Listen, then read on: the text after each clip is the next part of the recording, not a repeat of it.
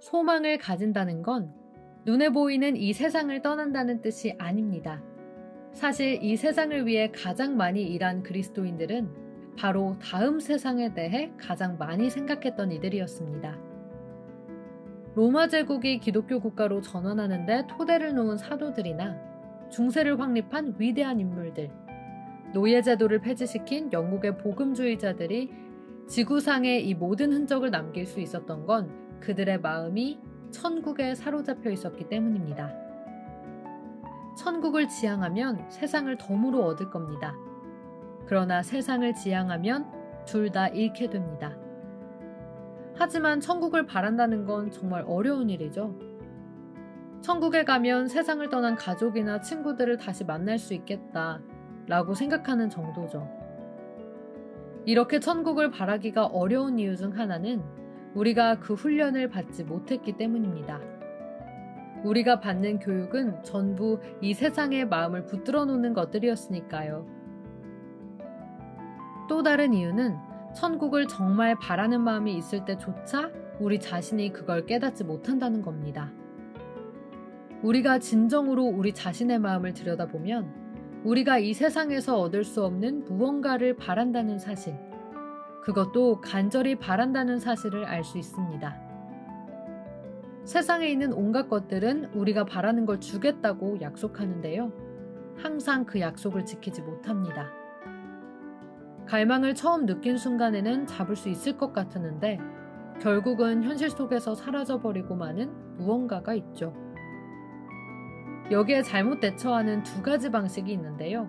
첫 번째는 어리석은 사람이 택하는 방식으로 모든 탓을 환경에 돌리는 겁니다. 두 번째는 환멸에 빠진 지각 있는 사람이 택하는 방식인데요. 이런 사람은 모든 것이 환상이라는 결론을 일찌감치 내려버립니다. 어렸을 땐 누구나 그런 감정 느끼지. 하지만 내 나이쯤 되면 무지개 끝을 좇는 일 따윈 안 해. 그런데요, 무한한 행복이란 게 정말 있어서 우리를 기다리고 있다면 어떨까요? 무지개 끝에 도달하는 일이 정말 가능하다면 어떻게 되는 걸까요?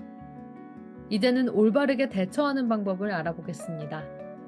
그건 바로 그리스도인의 방식입니다. 그리스도인은 이렇게 말합니다. 피조물이 태어날 때부터 느끼는 욕구가 있다면 그 욕구를 채워줄 것 또한 있는 게 당연해. 아이는 배고픔을 느끼지? 그러니까 음식이란 게 있잖아? 새끼 오리는 헤엄치고 싶어 하니까 물이란 게 있는 거고. 또 사람은 성욕을 느끼지? 그러니까 성관계라는 게 있는 거야. 그런데 만약에 이 세상에서 경험하는 것들로 채워지지 않은 욕구가 우리 안에 있다면 그건 뭘까? 그건 우리가 이 세상이 아닌 다른 세상에 맞게 만들어졌기 때문이라는 거 아닐까? 지상의 쾌락으로 그 욕구를 채울 수 없다고 해서 이 우주 전체를 가짜로 볼 순 없잖아. 그러고 보면 아마 지상의 쾌락은 처음부터 이 욕구를 채우기 위해 생긴 게 아니라 이 욕구를 일깨워주고 진짜 쾌락이 어떤 건지 암시해주려고 생긴 게 아닐까? 그렇다면 우리는 이 지상의 축복들을 무시하지 않도록 조심하면서 다른 한편으로는 이런 쾌락들이 복사판이나 메아리나 싱그루에 불과하다는 걸 잊지 말아야 할 거야. 이 욕구가 다른 욕구에 짓눌리거나 밀려나지 않게 하자. 나 자신이 그 나라를 향해 나아갈 뿐 아니라 다른 사람들도 그 나라를 향해 나아가도록 돕는 일을 내 삶의 주된 목표로 삼자.